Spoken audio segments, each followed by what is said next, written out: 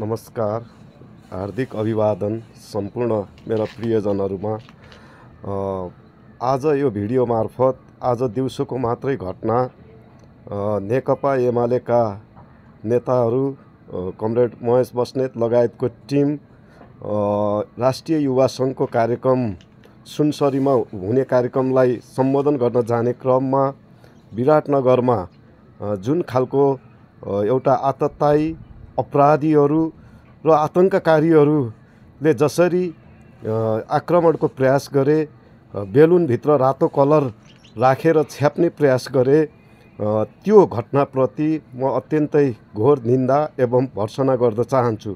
त्यो घटना घटाउनको निम्ति विशेष गरी नेभी सङ्घ काङ्ग्रेसका विद्यार्थीहरू रहेको पुष्टि पनि भइसकेको छ र हामीले के भनिरहेका थियौँ भने यो जेनजीको आन्दोलनको आवरणमा देशलाई ध्वस्त बनाउने कुरामा स्वाभाविक रूपमा नेपाली काङ्ग्रेसका देउबा पक्षधरभन्दा इतरका पक्षधरहरूको पनि संलग्नता, उनका कार्यकर्ताहरू पनि विभिन्न ठाउँमा त्यस्ता गतिविधिहरूमा संलग्न देखिएको थियो।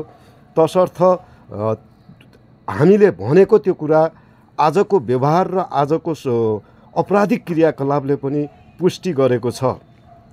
हामी के भन्न चाहन्छौँ भने नेपाली काङ्ग्रेसमा देउबा जति इमान्दार हुनुहुन्छ, उहाँले गरेका सहमति, सहकार्य र वचनमा जति अडिग र इमान्दारिता हुनुहुन्छ, ठिक त्यसको उल्टो उहाँका इतरका समूहहरू अत्यन्तै अपराधिक, अराजक र विभिन्न हिंसात्मक गतिविधिमा संलग्न हुँदै स्वयं पार्टीभित्रको सभापतिमाथि पनि खनिँदै र बाहिरको वातावरणलाई पनि धुमिल्याउने कुरामा लागेका छन्।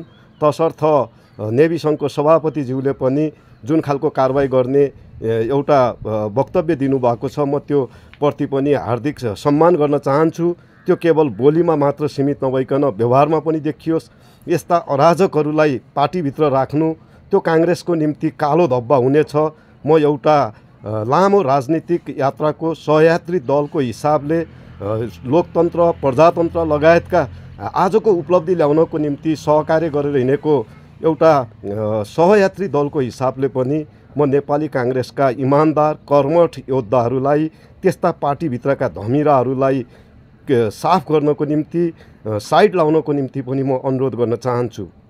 हामी के भन्न चाहन्छौँ भने यति बेला नेकपा एमालेले देशव्यापी रूपमा विभिन्न तहका प्रदर्शनहरू सम्पन्न गरेको छ।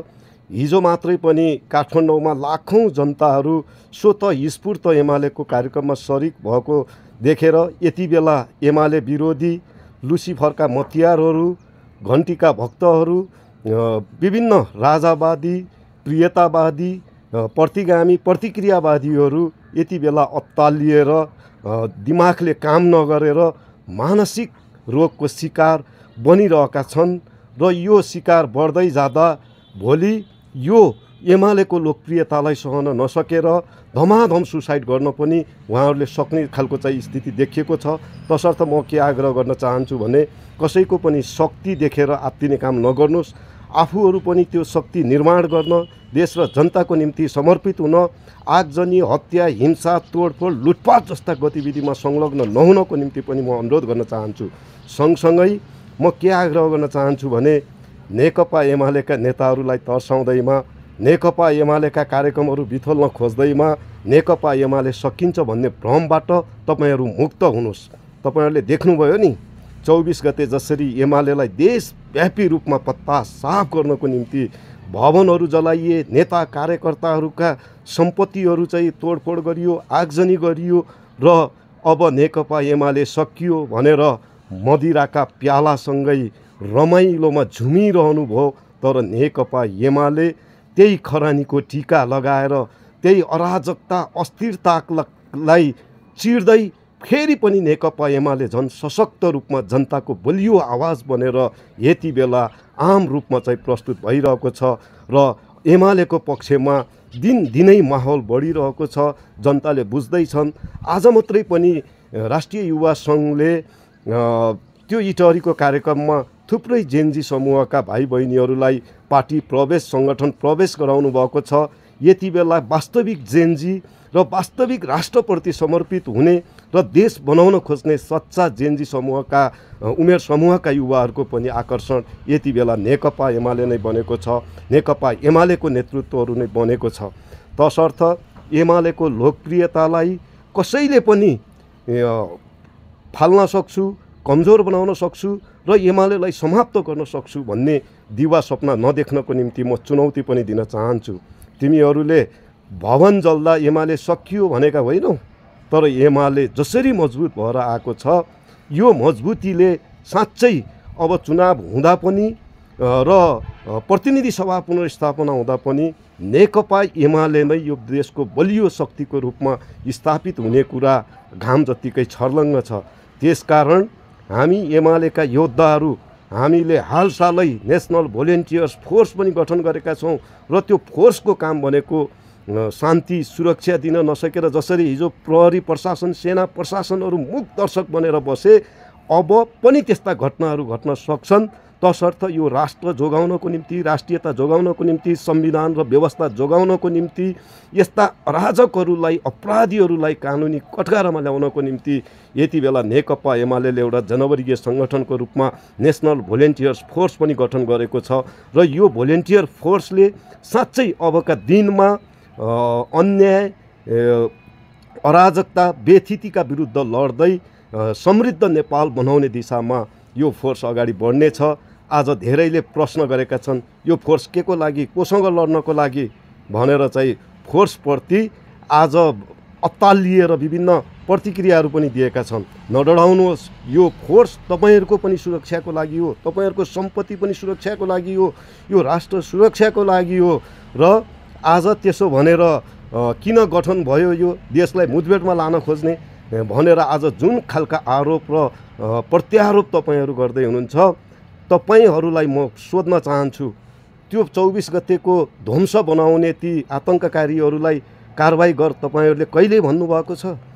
त्यति बेला जुन खालको अराजकता भयो ती अराजकहरूलाई कानुनी कठघरामा ल्याउनुपर्छ कहीँ आवाज व्यक्त गर्नुभयो, तर राष्ट्र र राष्ट्रियताको पक्षमा बोल्ने देश बचाउन हिँडेको पार्टी र यसका जनवर्गीय सङ्गठनका नेता कार्यकर्ताहरूलाई जुन खालको चाहिँ एउटा ह्यारेसमेन्ट बनाउने उद्देश्यले तपाईँहरू प्रस्तुत हुनुभएको छ यो तपाईँहरूका योजना र सपना भनेको पानीका फोकासरी बिलाएर जानेछन्, सुकेर जानेछन्। तसर्थ म के आग्रह गर्न चाहन्छु भने नेकपा एमाले कहिल्यै पनि यो देशमा हत्या हिंसा अराजकता बेथिति लुटपाट आगजनी तोडफोड कहिल्यै पनि होस् भन्ने चाहँदैन र एमालेका यत्रा देशव्यापी रूपमा प्रदर्शनमा एउटा पुलिसलाई ढुङ्गा प्रहार भएन, एउटा व्यक्तिको झ्यालमा चाहिँ एउटा ढुङ्गा प्रहार गरिएन, सबैको मन जितेर शान्तिपूर्ण ढङ्गले ऐतिहासिक रूपमा चाहिँ सम्पन्न भएका यी कार्यक्रमहरूबाट तपाईँहरूले शिक्षा लिनुहोस्, पाठ लिनुहोस् र यो देशलाई अन्धकारतिर धकेल्ने कुचेष्टा नगर्नुहोस्।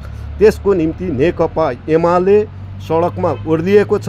हामी देशलाई गृहयुद्धतिर फसाउने रक्तपात गराउने हाम्रो उद्देश्य छैन। यदि कसैले त्यो गर्छ भने त्यसका निम्ति सती साल भएर नेकपा एमालेका लाल योद्धाहरू मैदानमा टाउकोमा कफन बाँधेर चाहिँ उत्रिने छन् र जुन दिन साँच्चै यो देश जोगाउनको निम्ति युद्धको घोषणा गरेर आवश्यक पर्यो भने युद्धको घोषणा गरेर मैदानमा उत्रिने छन् नि, त्यति बेला तिम्रा अराजकता बेथिति, तिम्रा लुटपाट र तिम्रा यी जति पनि गन्दा हरकतहरू छन् ती सबैका अन्त्येष्टि हुनेछ र त्यसको मलामी हामी बन्नेछौँ र देशलाई फेरि पनि गृहयुद्धमा जानबाट ठुलो खाल्डोमा जानबाट हामी जोगाउनेछौँ। र सँगसँगै म सरकारलाई भन्न चाहन्छु, यो म्यादी सरकार, यो निश्चित समय तोकिएर एउटा चुनाव मात्रै गराउने जिम्मेवारी पाएको सरकार आज दुईजना आतङ्ककारीहरू सडकमा ओर्लिँदा रोक्न नसक्ने, छेक्न नसक्ने, त्यो हुँदैन। यी खालका गतिविधिहरू रोक्न नसक्ने अनि चुनावको रटान रटेर मात्रै पार लाइन्छ। आज सयौँ गोली गट्टाहरू बन्दुकहरू खोसिएका छन्, प्रहरीका ड्रेसहरू खोसिएका छन्। भोलि चुनावको दिनमा प्रहरीको वर्दी लाएर तिनै गोली गट्टा प्रहरी बनेर आम जनतामाथि ताकेर रगतको खोलो बगाउने छन्। त्यसकारण जनतालाई शान्तिपूर्ण ढङ्गले चुनावमा जान सकिन्छ भन्ने बनाउनु छैन अनि चुनाव नगराउने र आफ्नो सत्ताको आयु लम्ब्याउने खालको जुन हरकत तपाईँहरूले गर्नुभएको छ। यसको निम्ति पनि अब नेकपा एमाले जुझारुका साथ अगाडि बढ्नेछ, यसको भण्डाफोड गर्नेछ र जनतालाई सत्य तथ्य बुझाउँदै राष्ट्रियता र राष्ट्र जोगाउनको निम्ति नेकपा एमाले आम शक्तिको एउटा नेतृत्व गर्दै अगाडि बढ्ने कुरा म यहाँको बिचमा राख्दै आजको घटनाप्रति पुनः घोर निन्दा भर्त्सना व्यक्त गर्दै अपराधीहरूलाई कडाभन्दा कडा कारवाहीको निम्ति हार्दिक अनुरोध गर्न चाहन्छु। धन्यवाद। लाल सलाम।